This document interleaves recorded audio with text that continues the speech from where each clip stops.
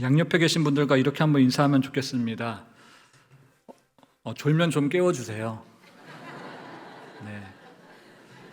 서로 꼭 깨워주셨으면 좋겠습니다. 그렇게 고대했던 목사 안수를 지난주 금요일에 받았습니다. 어제 한 권사님이 전화 주셨는데 제가 안수 받은 것이 너무나도 감사해가지고 눈물을 흘려 주셨습니다. 그게 제 눈시울도 붉게 만들었습니다. 부족한 종이 안수받을 수 있도록 응원해 주시고 기도해 주신 모든 성도님들께 감사를 드립니다. 저는 신학교에 입학하고 목사 안수 받기까지 18년이 걸렸습니다. 목사가 되고 나면 한 가지 꼭 하고 싶은 게 있었는데 그게 바로 설교할 때 성도님들께 축복한다는 말을 하는 거였습니다. 제가 다른 교회에서 사역할 때 설교하다가 끝에 축복한다는 말을 썼다가 그 교회 목사님께 불려가서 혼난 적이 있습니다. 축복권도 없는 전도사가 무슨 축복을 하냐고 그렇게 뭐라고 하시더라고요. 그게 얼마나 서럽던지 제 마음에 응어리로 남았습니다. 이제 저는 안수를 받았기 때문에 얼마든지 설교 시에 축복한다는 말을 남발할 수가 있게 되었습니다. 저는 그래서 오늘 그 시작을 이 말로 하려고 합니다. 사랑하는 여러분, 사랑하고 축복합니다. 이제 좀 속이 후련한 것 같습니다. 여러분도 잘 알다시피 사사시대 시대 정신은 그때에는 이스라엘 왕이 없었으므로 사람마다 자기 소견에 옳은 대로 행하였더라 였습니다. 그 당시 사람들은 대부분 자기 소견에 옳은 대로 살아갔습니다. 그런데 문제는 뭐냐면 그 소견에 하나님이 없었다라고 하는 것이죠. 사사기 2장 10절에 보면 그 세대의 사람도 다 그 조상들에게로 돌아갔고 그 후에 일어난 다른 세대는 여호와를 알지 못하며 여호와께서 이스라엘을 위하여 행하신 일도 알지 못하였더라라고 했고, 또 13절에서는 곧 그들이 여호와를 버리고 바알과 아스다롯을 섬겼으므로라고 했습니다. 이런 세상을 우리는 지옥이라 그렇게 말하는데 우리가 지금 바로 그런 세상을 살아가고 있습니다. 각자가 생각하는 게 정이고 각자가 호소하는 게 기준인 그런 지옥 같은 세상 말입니다. 누가 더 큰 목소리를 내고 누가 더 적극적으로 호소했느냐에 따라 정의가 되고 또 길이 되어버리는 그러한 세상입니다. 그런데 문제는 이렇게 살다 보면 다 죽고 망한다라고 하는 것이죠. 30년 전 르완다에 바로 그러한 일이 일어났습니다. 르완다는 기독교가 대성한 국가로 50%의 국민이 카톨릭을 믿었고 또 30%의 국민이 개신교를 믿었습니다. 그 둘을 합치면 도합 80%입니다. 그 80%의 국민이 모두 하나님을 믿었어요. 그러면 좋은 나라가 되어야 될 것 같습니다. 정말로 천국 같은 나라가 되어야 될 것 같습니다. 그런데 그렇게 되지 않더라는 겁니다. 우리 충일교회는 조금 과장하면 90%를 넘어 100%의 성도가 하나님을 믿는다 그렇게 이야기할 수 있습니다. 그렇다면 천국 같은 교회 되어야 되지 않겠습니까? 그런데 그러지 않는다라고 하는 겁니다. 곳곳에서 분쟁이 일어나고 곳곳에서 싸움이 일어납니다. 애나 어른이나 마찬가지입니다. 르완다 역시 마찬가지입니다. 1994년 4월은 르완다 국민이 서로 못 잡아먹어 안달났던 그러한 달이었습니다. 그해 4월부터 서로 죽고 죽이는 대학살이 일어났는데 4월 6일부터 7월 중순까지 100일이라는 그 기간 동안 서로 죽고 죽이는 대규모 학살이 일어났습니다. 그때 100만 명 넘는 사람들이 죽어갔다고 그래요. 그러면 누가 죽임을 당했고 또 누가 죽였을까요?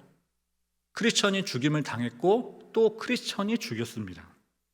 그 배경을 보면 이래요. 르완다에 있는 투치족과 또 후투족 사이에 갈등이 일어났는데 그래서 그들이 서로 압제하고 또 살육하기 시작했습니다. 그러면 왜 그 두 종족 사이에 갈등이 일어났겠습니까? 르완다에 온 선교 세력과 또 식민주의자들 때문에 갈등이 생겼습니다. 그들의 잘못된 통치로 말미암아 두 종족 사이에 악한 감정이 생기고 만 겁니다. 북유럽에 사는 레밍이라고 하는 설치류가 있습니다. 그 레밍은 앞에 있는 것만 보고 따라가는 동물이라고 합니다.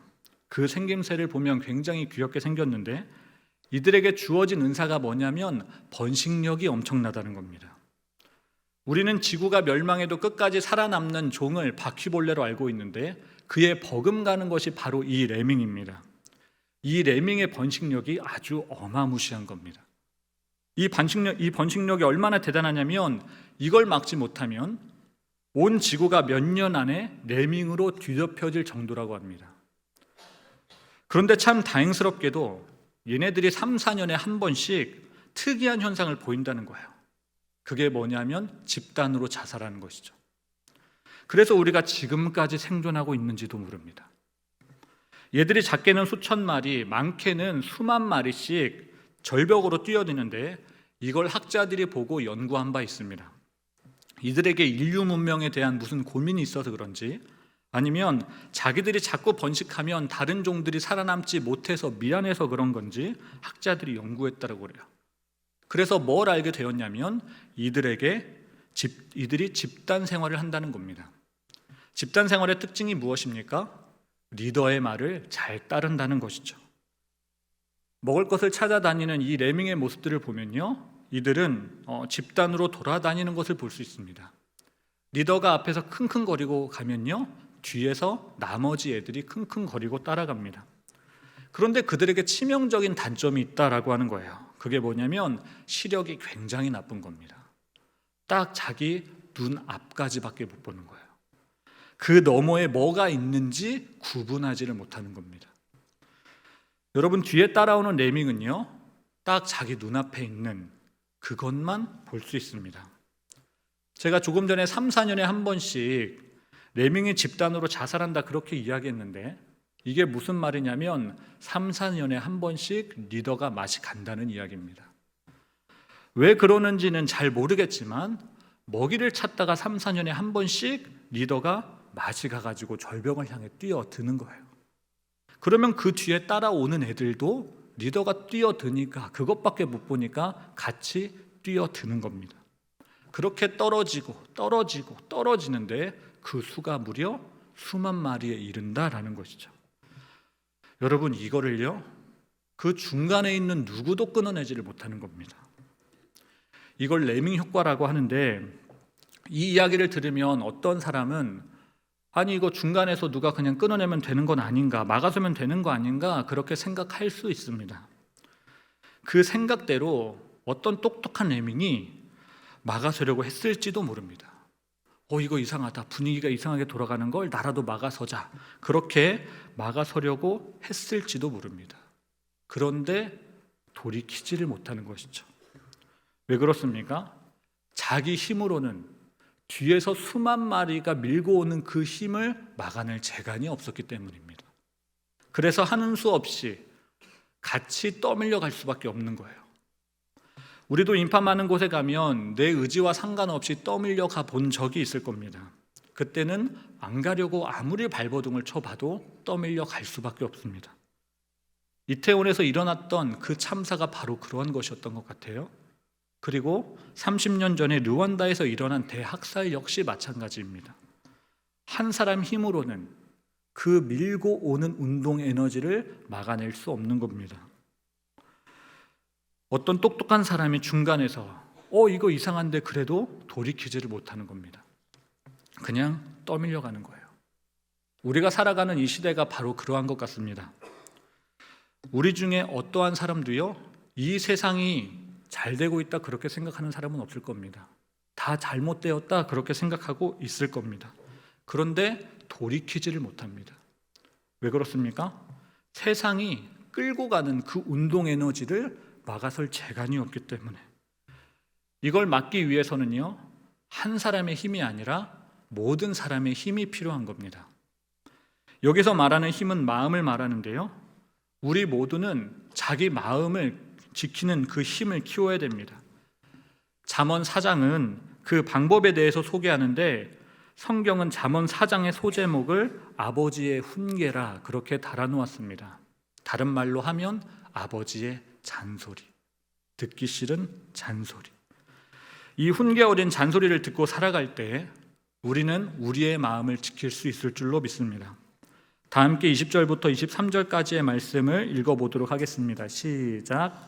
내 아들아, 내 말에 주의하며 내가 말하는 것에 내 귀를 기울이라. 그것을 내 눈에서 떠나게 하지 말며 내 마음속에 지키라. 그것은 얻는 자에게 생명이 되며 그의 온 육체의 건강이 됨이니라. 모든 지킬 만한 것 중에 더욱 내 마음을 지키라. 생명의 근원이 이에서 나님이라. 아멘. 저는 우리가 세상에 끌려다니지 않기 위하여 어떻게 마음을 지켜야 하는지 그 방법에 대하여 소개하려고 합니다. 그 중에 첫 번째는 우리의 마음의 그 방향을 하나님께로 향하는 겁니다. 화면에 보면 태양광 발전소가 나오는데 저기 보이는 반짝거리는 저것이 바로 발전탑입니다. 저 탑에서 강력한 빛이 나오는 이유는 산 아래에 있는 파란 것 때문에 그렇습니다. 그렇다면 저 산 아래에 있는 파랗게 보이는 저것은 무엇입니까?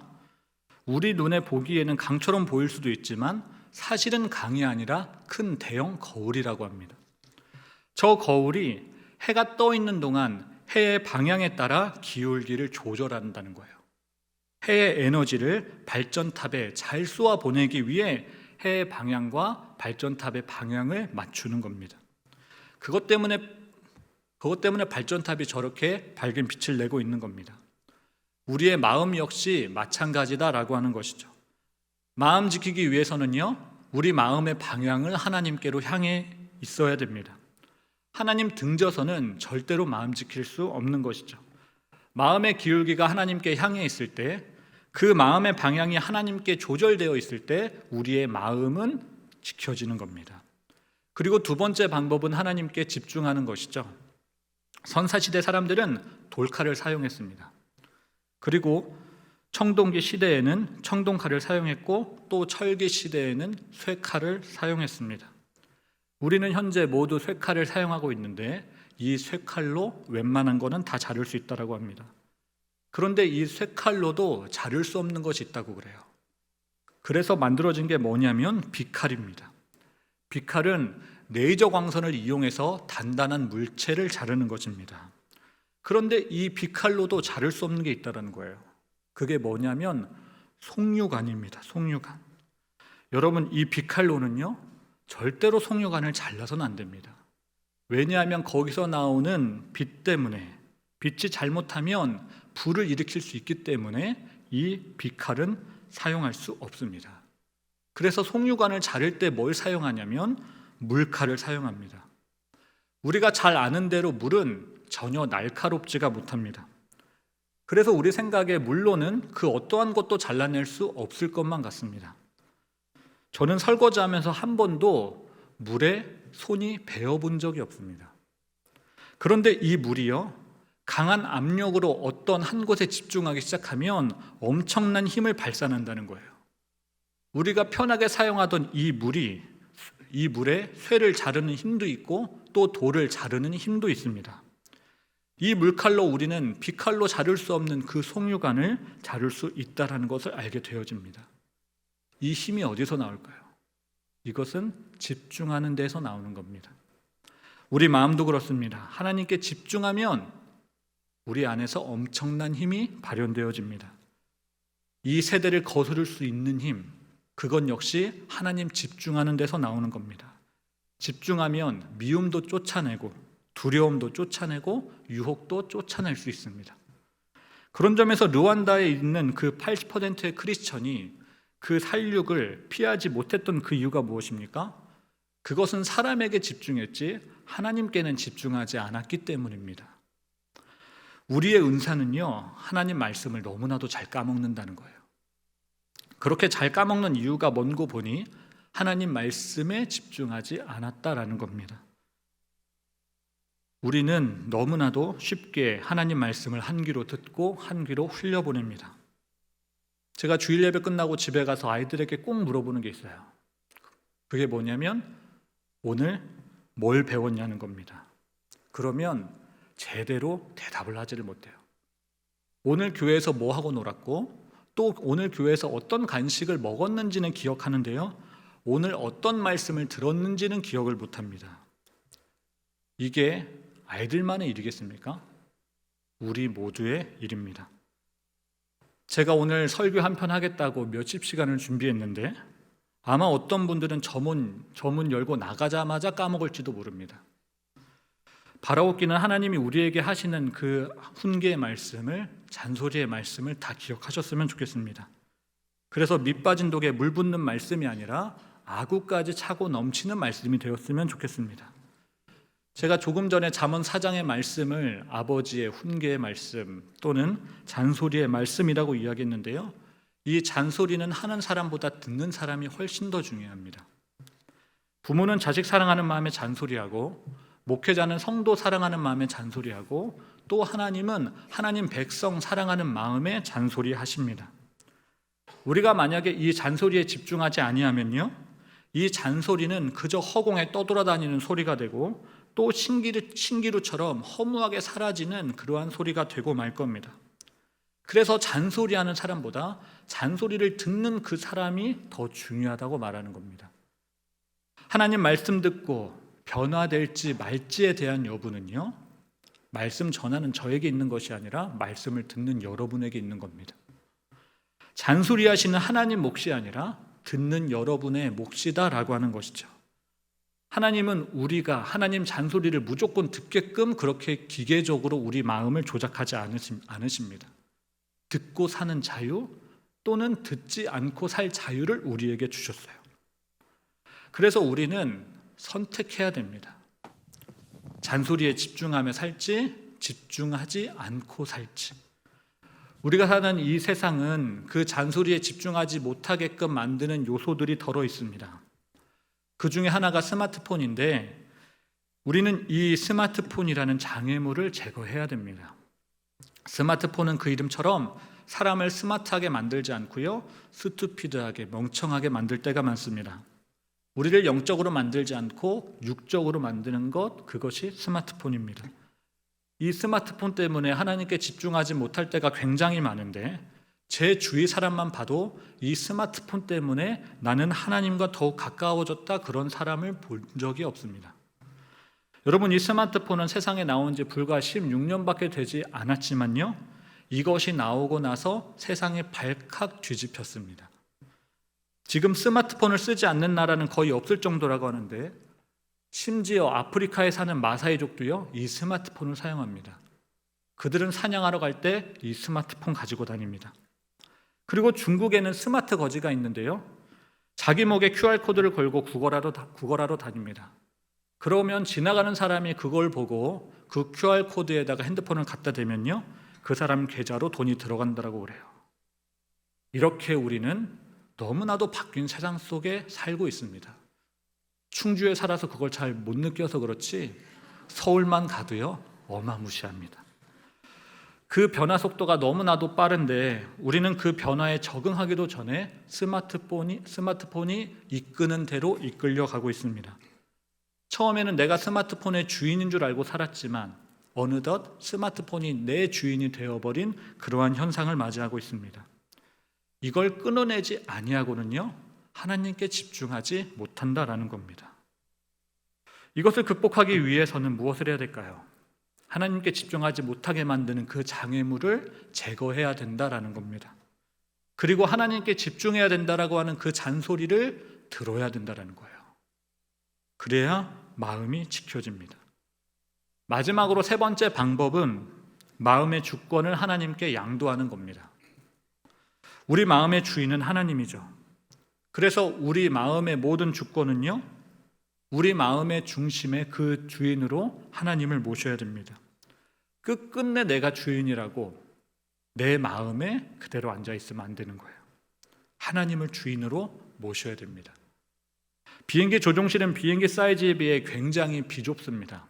그런데 그 비좁은 공간이요, 비행기 전체를 통제한다라고 합니다. 여기서 중요한 건 그 공간의 크기가 아닙니다. 그 공간에 누가 앉아 있는가, 누가 그 공간을 통제하고 있는가라고 하는 사실입니다. 파일럿이 타고 있으면 그 비행기에는 아무런 일이 발생하지 않지만요, 테러리스트가 타고 있으면 끔찍한 일이 발생하고 맙니다.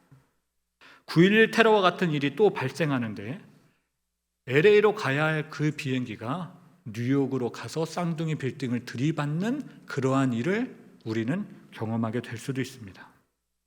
우리 마음은 비행기 조종실과 같습니다. 이 마음에 하나님 말고 다른 것이 들어있다면 우리의 인생은 다 망가지고 말 겁니다. 세상이 끄는 대로 끌려다니고 세상이 시키는 대로 말하고 세상이 시키는 대로 행동하는 겁니다. 내가 내 생각을 이야기하는 것 같지만 사실은 세상에 시키는 말들을 하고 행동하는 겁니다. 그래서 중요한 것은 지금 내 마음을 누가 조종하고 있는가라고 하는 것입니다.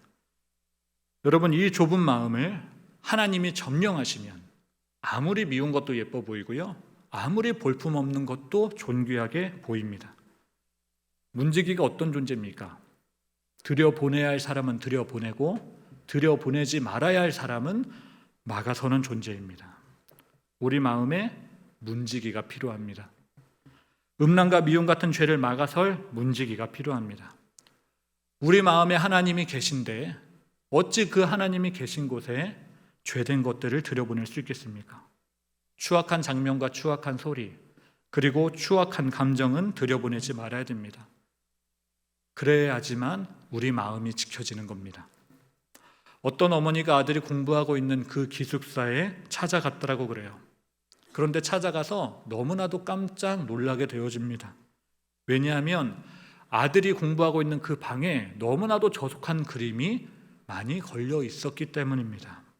그래서 어머니는 그 방을 곧장 나올 수밖에 없었습니다. 그리고 나서 어디를 갔냐면 미술 상점을 갔습니다. 거기서 엘 그리코가 그린 명화, 그리스도의 성전 정화 그림을 사서는 아들이 사는 그 기숙사 방에 걸어놓고 다시 나왔습니다.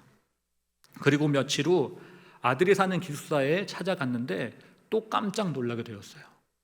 왜냐하면 추잡한 그림이 가득했던 그 방에 자기가 사서 걸어놓았던 그 그림만 남고 다 사라져버렸기 때문입니다. 그 모습을 보고 깜짝 놀란 어머니의 모습을 본 아들이 빙그레 웃으며 이렇게 말했다고 합니다. 어머니, 예수님이 내 방에 들어오시니까 이 방에 있던 모두 추잡한 것들은, 더러운 것들은 사라져야만 됐습니다. 사랑하는 여러분, 예수님을 내 마음의 주인으로 모시는 것, 이것이 첫 번째입니다. 이것이 우리 모두의 최우선 과제인 줄로 믿습니다. 담배 끊고 술 끊는 것은 그 다음 문제입니다. 예수님이 내 마음에 들어와 통제하실 수 있도록 그 마음을 하나님께 양도하셔야 됩니다. 그래야 더러운 이 마음이 깨끗해지는 거예요. 우리의 마음은 그릇과 같습니다. 그릇은 그 안에 담겨있는 내용물에 따라 정체성이 달라지는데 술이 담겨있으면 술그릇이 되고 밥이 담겨있으면 밥그릇이 됩니다. 또 하나님이 담겨있으면 하나님 그릇이 되겠죠. 지금 여러분의 마음에는 무엇이 담겨 있습니까? 그것에 따라 여러분의 가치와 정체성이 결정되어질 겁니다. 바라옵기는 세상 버리고 하나님만 가득 채우시기 바랍니다. 하나님에 대한 죽은 지식이 아니라 살아있는 하나님의 그 인격을 채우시기 바랍니다. 우리 주변에는 지켜야 할 것들이 정말 많이 있습니다. 건강 지켜야 되고요, 재산 지켜야 되고요, 또 가족도 지켜야 됩니다. 이렇게 지킬 것이 많은데 그렇다고 마음까지 뒷전으로 밀어내서는 안 됩니다. 마음 먼저 지켜내는 겁니다. 다른 것 지키고 난 다음에 마음 지키는 것이 아니죠. 왜냐하면 마음 지키지 못하면 모든 것을 다 빼앗길 수 있기 때문입니다. 통일왕국 시대에 이스라엘을 다스린 세 왕을 보면요, 그들은 각각 40년씩 이스라엘을 다스렸습니다. 그런데 나라를 다스린 그 모습이 다 달랐다라고 하는 것이죠. 사울이 다스린 이스라엘과 그리고 다윗이 다스린 이스라엘이 달랐습니다. 또 다윗이 다스린 이스라엘과 솔로몬이 다스린 이스라엘이 달랐어요. 그렇게 된 이유는 무엇입니까? 나라를 다스리는 그 왕의 마음이 달랐기 때문입니다. 왕이 어떤 마음을 가졌느냐에 따라 그 나라의 모습이 달라져 갔습니다. 우리가 잘 알다시피 사울의 마음에는 하나님이 없었습니다. 그러나 다윗의 마음에는 하나님이 있었죠. 그리고 솔로몬의 마음에는 하나님이 있기는 했으나 반만 있었습니다. 그 반쪽짜리 마음 때문에 이스라엘이라고 하는 그 나라가 두 동강 나게 되어집니다. 마음이 두 개였기 때문에 나라가 두 개가 되어버린 거예요. 우리가 경계해야 될 것이 바로 이것입니다. 우리 마음이 두 쪽 나는 겁니다. 우리는 마음이 두 쪽 나지 않도록 각자가 서로의 마음을 잘 지켜야 됩니다. 그걸 잘하기 위해서는요, 수단과 방법을 가리지 마셔야 돼요. 지킬 수 있는 방법이 있다고만 하면요, 모든 방법을 동원하셔야 됩니다. 날 유혹하는 것으로부터 어줍지 않게, 날 시험하는 것으로부터 적당하게, 날 낙심케 하는 것으로부터 대충 그렇게 지켰다가는요, 다 빼앗기고 마는 겁니다. 지금까지 저는 하나님 잔소리 듣는 것과 또 그 마음 지키는 방법에 대하여 말씀드렸는데, 이걸 말로써 전하다 보니 저게 과연 어려운 일인가? 참 쉬워 보이네, 이렇게 생각할 수도 있을 것 같습니다. 그런데 이게 말처럼 쉽지 않은 일이다라고 하는 것이죠. 뼈를 깎는 노력이 동반되어져야 하는 것이 바로 이 마음 지키는 것입니다. 누군가의 잔소리를 듣는다고 하는 것, 이것은 내 자아를 버렸다라고 하는 것인데, 여러분은 여러분 자아가 막 버려지십니까? 그리고 내 자아를 버렸다라고 하는 것은 내가 가시관 쓰고 예수님께는 왕관 씌워 드렸다고 하는 것인데, 여러분은 가시관을 쓰는 것이 그렇게 쉬운 일이던가요? 예수님이 왕관 쓰시면 그때부터는 내가 가고 싶은 곳도 못 가고 먹고 싶은 것도 못 먹는데, 이게 과연 쉬운 일입니까? 너무나도 어려운 일이다라고 하는 겁니다. 그럼에도 우리가 하나님 잔소리 듣고 마음 지켜야 하는 이유는 이보다 더 중요한 일이 없기 때문입니다. 그래야지만 생명을 얻을 수 있기 때문이에요. 사랑하는 여러분, 힘드시더라도 마음 지키시는데 전력을 다해야 됩니다. 하나님 잔소리 듣는데요, 귀가 조금 따가워도 최선을 다해 들으셔야 됩니다. 하나님이 언제 거해도 좋은 성전이 되기 위하여 잔소리 들으셔야 됩니다. 그래야 더러운 이 마음이 정돈되는 거예요. 오늘 본문에서는 생명의 근원이 마음 지키는 것에서 난다, 그렇게 이야기했습니다. 우리 안에 있는 이 깨끗한 샘을 유지하기 위해서는요, 샘을 오염시키지 말라는 그 하나님의 잔소리를 들으셔야 됩니다. 사람의 생각과 의지는 마음이 어떠냐에 따라 달라진다고 하는데, 마음이 어떠냐에 따라 선한 행위도 나오고 악한 행위도 나오는 겁니다. 우리 주변을 보면 죄악과 미움으로 지옥 같은 마음을 안고 사는 사람이 있는가 하면, 또 감사와 기쁨으로 천국과도 같은 마음을 안고 사는 사람도 있습니다. 그렇게 마음이 나는 이유가 무엇일까요? 그것은 누군가는 하나님 잔소리를 듣고 살았고, 또 누군가는 하나님 잔소리를 듣지 않고 살았다는 것입니다. 여러분은 지금 하나님의 잔소리를 듣고 계십니까? 여러분의 마음은 하나님으로 가득 채워져 있습니까? 하나님의 통치를 받고 계십니까? 바라옵기는 여러분 마음의 주인이 하나님 되시기를 바랍니다. 그렇게 마음의 방향을 하나님께로 향하고 하나님께 집중하고 마음의 주권을 하나님께 양도함으로 생명 얻으시는 삶 살아가기를 축복합니다. 이 시간 함께 찬양으로 나아가도록 하겠습니다. 하나님의 잔소리가 내 삶을 비추도록 찬양의 고백을 하나님께 올려드리도록 하겠습니다.